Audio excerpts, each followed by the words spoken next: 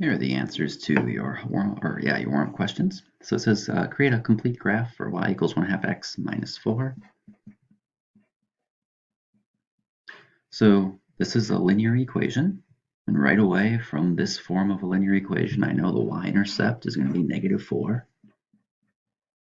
and 1/2 is my rate of change. So if I go over 1 unit, the value goes up half a unit. If I go over 1, it goes up a half, so I can figure out basically kind of how steep the line is that way. The other way to figure it out is to find not just the y-intercept, we know that, but find the x-intercept.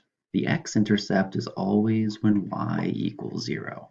So you make this 0, the y 0, and then we just solve the equation, solve for x. So I'm going to add 4 to both sides, and then to make this a full x, I'm going to double it,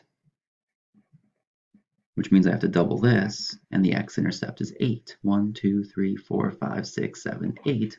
So that then is another fast way of knowing where your line is going to go.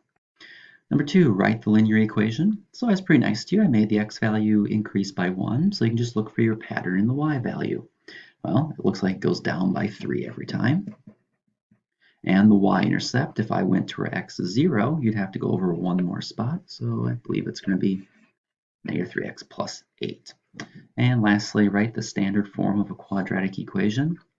So the standard form is y equals ax squared plus bx plus c. Again, realizing a is how many x squareds you would have, b is how many x's you have, and c is your y-intercept.